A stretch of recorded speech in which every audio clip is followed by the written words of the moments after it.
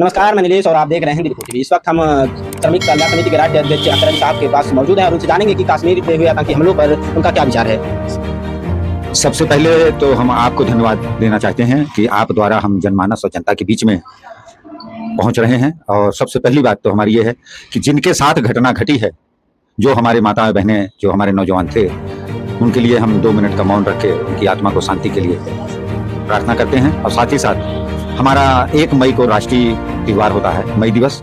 हम इस कश्मीर में घटी घटना के कारण हम इस बार मई दिवस नहीं मनाएंगे, हम केवल शोक दिवस मनाने का कार्य करेंगे। रही बात जो घटनाएं घट रही हैं, घटने के बाद हमारी सरकारें जो है तो बहुत तेज हो जाती, बहुत सक्रिय हो जाती। तो हम चाहते हैं कि हमारी जो सरकारें हैं, जो हमारे देश के नेता और नेतृत्व करने के लिए जो खड़े हैं, उनके अंदर मन में जो है तो खोट साबित होता है।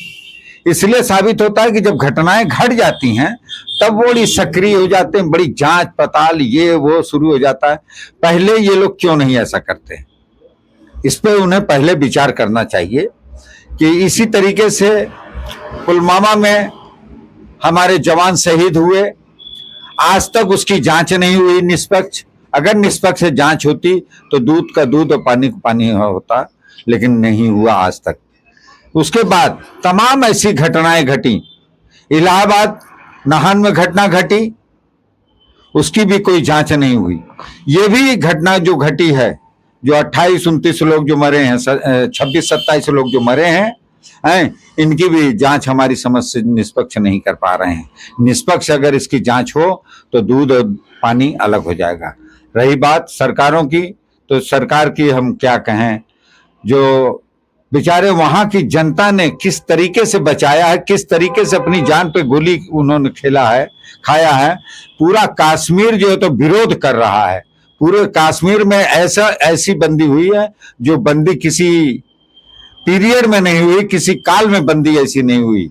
कर्फ्यू फेल हो गया, इस प्रकार से लोगों को वहां पे तकलीफ और क्षति पहुंची है, जिसकी भरपाई जो है तो कोई कर नहीं सकता है।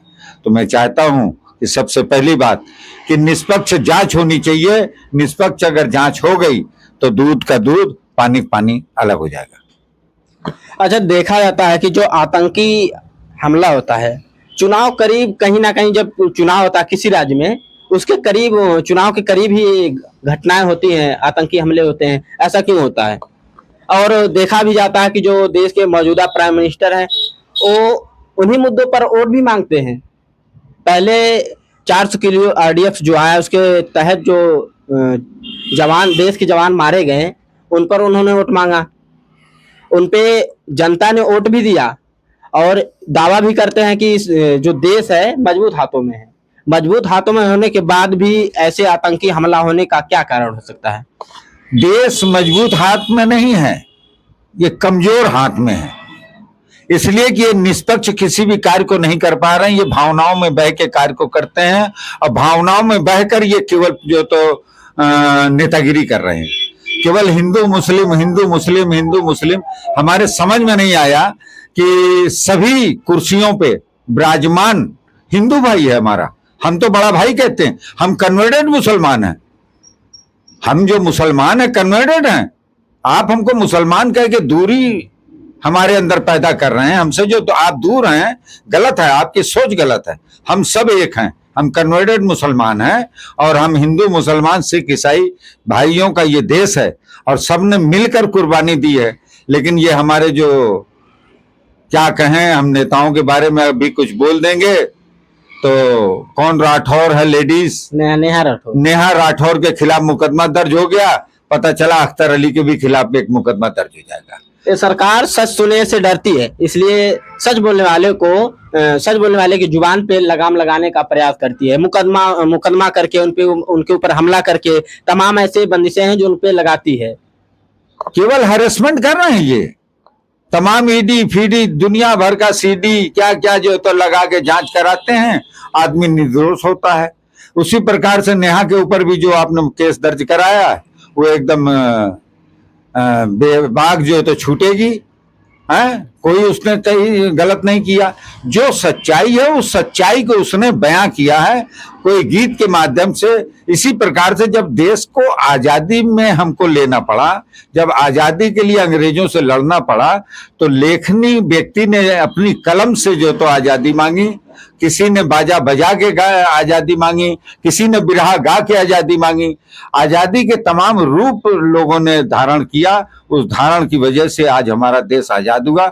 सबके दिलों में एक दर्द पैदा हुआ आजादी का। हम तो कहते हैं कि मुसलमानों से भय मत करो, अंग्रेजों से भय करो, अंग्रेजों की नीतियों से भय करो। आज भी अंग्रेज जो मुसलमान ने किया वो अंग्रेज ने नहीं किया। जितना अंग्रेजों ने सताया हमारे भाइयों को, हमको, उतना किसी ने भी नहीं सताया। और हम अंग्रेजों का किसी भी जगह नाम नहीं ले रहे हैं। हम अंग्रेजों की तारीफ कर रहे हैं, हम उनको अपने घरों में बुला रहे हैं, हम उनके घरों में जा रहे हैं, जो कि वो कभी हमारे नहीं हुए, ना ही होंगे, आने वाले समय में भी वो नहीं होंगे हमारे।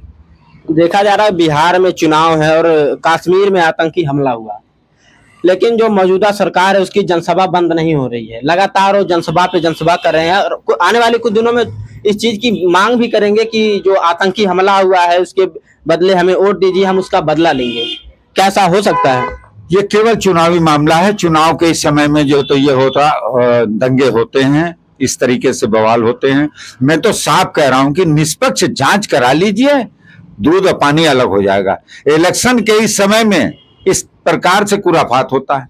इलेक्शन में ही खतरा हो जाता है नेता को कि कहीं विस्फोट हो ना जाए, कहीं कुछ ना हो जाए। केवल इलेक्शन में ही उनको खतरा क्यों रहता है? इस प्रकार की घटनाएं मैं तो ये कहूंगा कि ये कराए जाते हैं। भला हमारे ऊपर मुकदमा दर्ज हो जाएगा। ये मुकदमा इस प्रकार से लोग हैरेसमेंट की बात है, दंगे का एक रूप दे देते हैं, उसको इलेक्शन में प्रचार करते हैं, भावनाओं में बह के जनता वोट दे देती है और ये जीतने का काम करते हैं। देश अंधकार की तरफ जा रहा है। अभी देखा जा रहा है बलात्कार जो है देश में चरम सीमा पे है।